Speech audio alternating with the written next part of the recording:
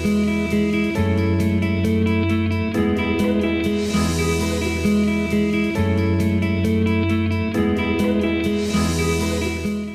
ಜೊತೆ ಈಗ ಅನಿಲ್ ಅವರು ಇದ್ದಾರೆ. ನಾನು ಅವ್ರನ್ನೇ ಮಾತನಾಡಿಸ್ತಾ ಹೋಗ್ತೀನಿ. ಇಲ್ಲಿ ಕುರಿಗಳಿದಾವೆ. ಇಲ್ಲಿ ಸ್ಪೆಷಲ್ ಅಂತ ಏನು ಅಂತ ಹೇಳೋದಾದ್ರೆ ಸಿಂಗಾಪುರಿಂದ ತರಿಸಿದ್ದಾರೆ ಈ ಬ್ರೀಡ್ಗಳನ್ನ. ಆ ಬ್ರೀಡ್ ಏನು, ಇದರ ಸ್ಪೆಷಾಲಿಟಿ ಏನು, ಅಂದರೆ ಯಾಕೆ ಈ ಬ್ರೀಡ್ನ ಇಲ್ಲಿ ಸಾಕಬಹುದಾ, ಅದೆಲ್ಲನೂ ಬಗ್ಗೆ ಪ್ರಶ್ನೆ ನಾನು ಅವ್ರನ್ನ ಮಾಡ್ತಾ ಹೋಗ್ತೀನಿ. ಸರ್ ನಮಸ್ಕಾರ.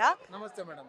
ಸರ್ ಈಗ ಹೇಳಿ, ನೋಡ್ತಾ ಇದ್ದೆ ನಾನು, ಇದಂತೂ ತುಂಬಾ ಫೆರೋಷಿಯಸ್ ಕಾಣಿಸ್ತಿದೆ, ಬಟ್ ಅಲ್ವೋ ಇದೆಯೋ ಗೊತ್ತಿಲ್ಲ, ನೀವೇ ಹೇಳ್ಬೇಕು. ಮೇಡಮ್, ನನ್ನ ಹೆಸರು ಅನಿಲ್ ಕುಮಾರ್ ಅಂತ. ನಮ್ಮದು BRS ಫಾರ್ಮ್ ಅಂತ ತುಮಕೂರು ಜಿಲ್ಲೆಯಲ್ಲಿ ಇರೋದು. ನಾವು ಈ ತಳಿ ಅಂದರೆ ಡಾರ್ಪರ್ ತಳಿನ ನಾವು 6 ವರ್ಷದಿಂದ ಸಾಕಾಣಿಕೆ ಮಾಡ್ತಾಯಿದ್ದೀವಿ. ಅದರ ಜೊತೆ ಈ ಬೋಯರ್ ಮತ್ತು ಆ ತಳಿ ಕೂಡ ದಕ್ಷಿಣ ಆಫ್ರಿಕಾದೆ. ಈ ಎಲ್ಲ ತಳಿನೂ ದಕ್ಷಿಣ ಆಫ್ರಿಕಾದ ತಳಿಗಳು. ಇದು ಮಾಡಿರೋ ಮೂಲ ಉದ್ದೇಶ ಇಷ್ಟೇ ಮೇಡಮ್, ರೈತರಿಗೆ ಲಾಭದಾಯಕವಾಗಿರ್ಬೇಕಂತ.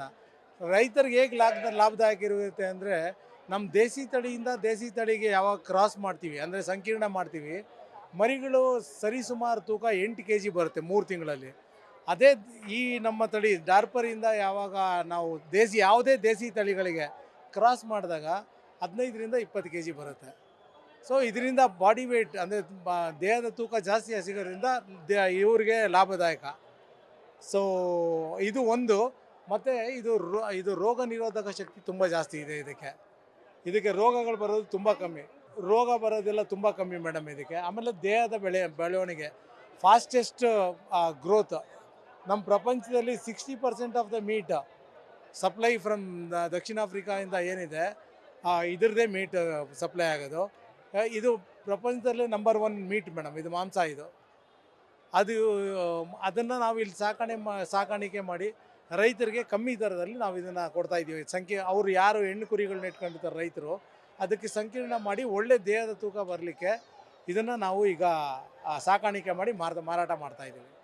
ಸರ್ ಏನು ಪ್ರೈಸ್ ಇದೆ ಸರ್? ಅಂದರೆ ಒಂದೊಂದು ಕುರಿಗಳು ಕೂಡ ಬೇರೆ ಬೇರೆ ರೀತಿಯಾಗಿ ಕಾಣುತ್ತೆ. ಅಂದರೆ ಒಂದಕ್ಕೆ ಪ್ಯಾಚ್ ವರ್ಕ್ ಇರುತ್ತೆ, ಇನ್ನೊಂದಕ್ಕೆ ಇರೋದಿಲ್ಲ.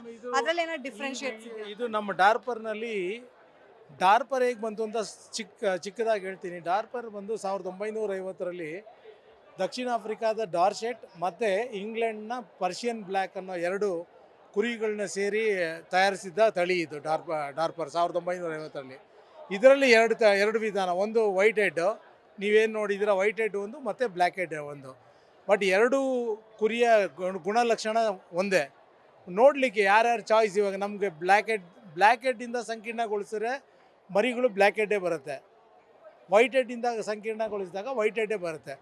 ಬೇರೆ ಏನು ಅದರಲ್ಲೇನು ಡಿಫ್ರೆನ್ಸ್ ಇಲ್ಲ ಮೇಡಮ್. ಈಗ ಏನು ಪ್ರೈಸ್ ಇದೆ ಸರ್ ಒಂದು ಕುರಿಗೆ? ರೈತರಿಗೆ ಈಗ ಗಂಡು ಕುರಿಗಳು 20 kg ಇರೋ ಗಂಡು ಕುರಿಗಳನ್ನ 30,000 ಕೊಡ್ತಾಯಿದ್ದೀವಿ. ಅದರ ಮೇಲೆ 1 kgಗೆ 1,500 ರೂಪಾಯಿ ಚಾರ್ಜ್ ಮಾಡ್ತಾಯಿದ್ದೀವಿ ಮೇಡಮ್. ಹೆಣ್ಣು ಕುರಿಗಳಿಗೆ 40,000 ಕೊಡ್ತಾಯಿದ್ದೀವಿ, 2,000 kg ಕೊಡ್ತಾಯಿದ್ದೀವಿ. ಹೇಗೆ ಕಾಂಟ್ಯಾಕ್ಟ್ ಮಾಡೋದು ನಿಮ್ಮನ್ನು? ಇಫ್ ಏನಾದರೂ ಜನ ಇವಾಗ ಅವಾಗೆಲ್ಲ ಬನ್ನೂರು ಕುರಿ ಬರ್ತಾ ಇತ್ತು ಸರ್, ಬರೀ ಅದು ಚರ್ಮಕ್ಕೋಸ್ಕರ ಬೆಳೆಸ್ತಾ ಇದ್ರು. ಮತ್ತೆ ಮಾಂಸಕ್ಕೆ. ಆದ್ರೆ ತುಂಬಾ ಜನ ಊಲ್ಗೆ ಅಂತ ಹೇಳಿ, ಅಂದ್ರೆ ಅದ್ರ ಚರ್ಮಕ್ಕೇನೆ ಬೆಳೆಸ್ತಾ ಇದ್ರು. ಈಗ ಅದರ ಕ್ರಮೇಣ ಅದು ಬರ್ತಾ ಬರ್ತಾ ಕಮ್ಮಿ ಆಗೋಯ್ತು. ಯಾಕಿರ್ಬೋದು ಅಂತ ನಿಮ್ಗೆ ಏನಾದರೂ ಐಡಿಯಾ ಇದೆಯಾ? ಅಥವಾ ಈಗಿರುವಂತಹ ಕುರಿಗಳ ಮಾಂಸನೇ ಜಾಸ್ತಿ ಇದೆ, ಅದಕ್ಕೆ ಕಂಪೇರ್ ಮಾಡಿದ್ರೆ ಅನ್ನೋದ? ಈಗ ಬನ್ನೂರು ಅಂದರೆ ನಮ್ಮ ಮೈಸೂರು ಪ್ರಾಂತ್ಯದಲ್ಲಿ ಬನ್ನೂರು ಕುರಿ ಬೆಳೆಸ್ತಾ ಇದ್ದಿದ್ದು. ಅಲ್ಲಿ ಅದನ್ನು ಸಾಕ್ತಾ ಇದ್ರು ಸಾಕಾಣಿಕೆದಾರರು ಕಮ್ಮಿ ಆಗೋಯ್ತು. ಸೊ ಬನ್ನೂರಿನಲ್ಲೆಲ್ಲ ಈಗ ಬರೀ ಬಂಡೂರ್ದೆಲ್ಲ ಸ್ಮಾಲ್ ಕ್ರಾಸ್ಡ್ ಬನ್ನೂರು ಸಿಗುತ್ತೆ. ಅಂದರೆ ನಾಟಿ ತಳಿಗೆ ಕ್ರಾಸ್ ಮಾಡಿದ್ರೆ ಬನ್ನೂರು ಸಿಗುತ್ತೆ. ಆಮೇಲೆ ಅದ್ರ ಬೆಳವಣಿಗೆ ಎಲ್ಲ ತುಂಬ ಕಮ್ಮಿ ಮೇಡಮ್. ಈ ತಳಿಗಳಿಗೆ ಕಂಪೇರ್ ಮಾಡಿದ್ರೆ ತುಂಬ ಕಮ್ಮಿ ಅದರ ಬೆಳವಣಿಗೆ. ಅದು ವರ್ಷದಲ್ಲಿ 40-45 kg ಬರುತ್ತೆ. ಇದೆಲ್ಲ ನಮ್ಮದು 80ರಿಂದ 85 kg ಬರುತ್ತೆ ಈ ತಳಿಯಿಂದ ಕ್ರಾಸ್ ಮಾಡಿರೋದು. ಅದೇ ರೀಸನ್ಗೋಸ್ಕರ ಈಗ ಬನ್ನೂರು ತಳಿ ತುಂಬ ಕಮ್ಮಿ ಆಗಿದೆ. ಹಾಗೆ ಈಗ ತಿನ್ನೋದಕ್ಕೂ ಕೂಡ ತುಂಬ ಜನ ಬನ್ನೂರು ಕುರಿ ಅಂತಾನೆ ಹೋಗ್ತಾರೆ. ಅಂದರೆ ಸಾಕಷ್ಟು ಜನ ರುಚಿ ನೋಡಿದವರು ಬಿಡಲ್ಲ ಅಂತಾರಲ್ಲ, ಹಾಗೆ ಬನ್ನೂರು ಕುರಿನೇ ಬೇಕು ಅಂದವರು ಇದ್ದಾರೆ. ಏನು ಹೇಳ್ತೀರಾ, ಯಾವುದು ಬೆಸ್ಟು? ಈಗ ಜನ ಮಾರೋದಕ್ಕೆ ಅಂತಾನೆ ಸಾಕ್ತಿದ್ದಾರೆ ಅಂದಾಗ ಯಾವ ಕುರಿಗಳನ್ನು ತಗೊಳ್ಳೋದ್ರಲ್ಲಿ ಬೆಸ್ಟ್ ಅಂತ, ಲಾಭ ಇದೆ ಅಂತ? ಮೇಡಮ್, ಬಂಡೂರು ಕುರಿ ನಮ್ಮ ಪ್ರಾಂತ್ಯದ ನಮ್ಮ ರಾಜ್ಯದ ಕುರಿಯಾಗಿ ನಾವು ಅದನ್ನು ಆ ಮಾತನ್ನ ತೆಗೆದಾಕೋ ಹಾಗೆ ಇಲ್ಲ. ಬನ್ನೂರು ಕುರಿಯ ಮಾಂಸ ಈವನ್ ನಮ್ಮ ಅಮೇರಿಕಾದ ಪ್ರೆಸಿಡೆಂಟ್ ಕೂಡ ತಿಂತಾಯಿದ್ರು. ಸೊ ಆದರೆ ಈಗ ಸಾಕಾಣಿಕೆ ಮತ್ತು ಅದರ ಉತ್ಪಾದನೆ ಕಮ್ಮಿ ಆಗಿರೋದ್ರಿಂದ ಈ ನಮ್ಮ ಡಾರ್ಪರ್ನ ನಾವು ಇಲ್ಲಿ ಇಂಟ್ರಡ್ಯೂಸ್ ಮಾಡಿ 5 ವರ್ಷದಿಂದ ಇದು ಕೂಡ ಪ್ರಪಂಚದಲ್ಲಿ ನಂಬರ್ 1 ಅಂದರೆ ಮೊದಲನೇ ನಂಬರಲ್ಲಿ ಬರುತ್ತೆ ಇದರ ಮಾಂಸ. ಸೊ ಈಗ ಅದನ್ನು ನಮ್ಮ ನಾಟಿ ಕುರಿಗಳಿಗೆ ಸಂಕೀರ್ಣ ಮಾಡಿ ಅದರ ಬಾಡಿ ವೇಟಿಂದ ಜಾಸ್ತಿ ಮಾಂಸ ಉತ್ಪಾದನೆಯಾಗಿ ಇದರ ಮಾಂಸ ಉತ್ಪಾದನೆಗೋಸ್ಕರ ನಾವು ಈ ತಳಿನ ಸಾಕ್ತಾ ಇದ್ದೀವಿ ಈಗ. ಗ್ಯಾರಂಟಿ ನ್ಯೂಸ್, ಸುದ್ದಿ ಖಚಿತ, ನ್ಯಾಯ ನಿಶ್ಚಿತ.